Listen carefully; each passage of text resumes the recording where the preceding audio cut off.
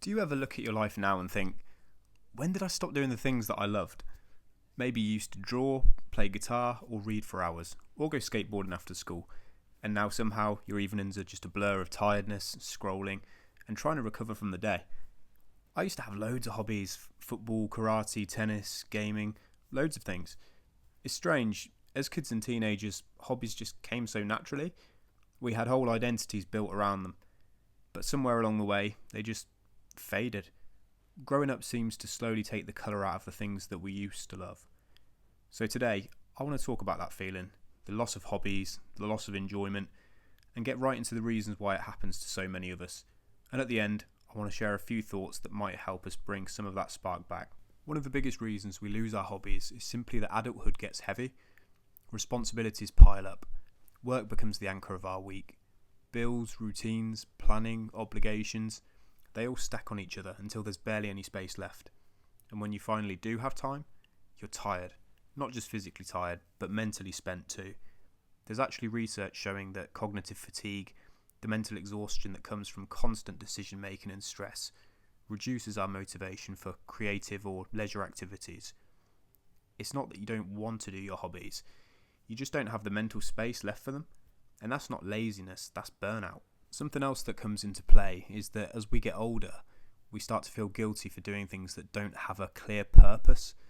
When we were kids, we drew pictures because it was fun. We played football with our friends because it just felt good to run around. We played video games because they were exciting, but there was no expectation attached. But as adults, if a hobby doesn't improve us somehow, we feel like we shouldn't be doing it. It's like joy has to be justified. If this doesn't make money, or shouldn't I be doing something productive, or I could be working on myself instead.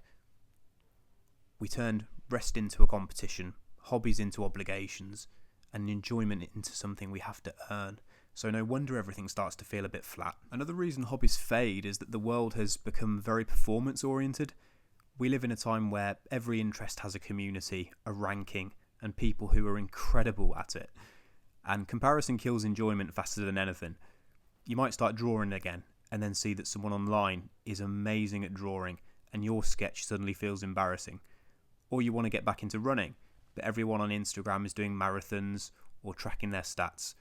Or you try baking for fun and get sucked into a world where people decorate cakes like professional artists. I mean, personally, my friend is constantly telling me to come down to his gym and try Brazilian Jiu-Jitsu, which sounds fun, but honestly, there's something about being awful at something new that just holds me back. Adults don't let themselves be beginners anymore. Kids don't care how good they are. Adults care too much. And that pressure to be good makes it hard to even start. This one hurts a little, but it's probably true. We replaced our hobbies with scrolling. There used to be boredom, moments of nothing, evenings where you genuinely didn't have anything to do. And in those moments, we gravitated towards our hobbies. We got curious, we explored. But now, the second we feel even a hint of boredom, we pick up our phones. And here's the shocking part. Studies show that scrolling gives your brain tiny dopamine spikes. Not enough to feel satisfied, but just enough to stop you from doing something deeper. Hobbies require focus. Scrolling requires nothing. And it's so easy to take the path of least resistance when you're tired and you just pick up your phone. The next point is subtle, but I think it's powerful. When we're young, hobbies define us. They're part of our identity. You're the guitar guy or the art girl or the kid who's always reading. But as adults, our identity gets wrapped up in our job or our relationship or the roles we play in other people's lives.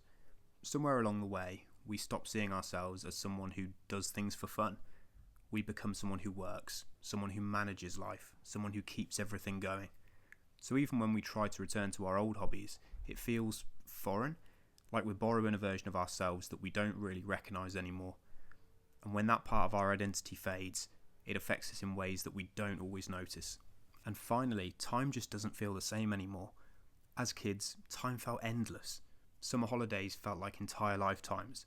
Saturday afternoons lasted forever. But when you're older, everything feels compressed. Weeks fly by and months disappear. We've actually spoken in another video why time speeds up like that these days. But when time feels scarce, hobbies feel like a luxury. Something extra, not essential. But hobbies aren't extra. They're the things that make life feel like life. Like always, I don't have all the answers here. I'm living this the same way everybody else is. But here are a few things that have helped me, small things that make it easier to bring enjoyment back into everyday life.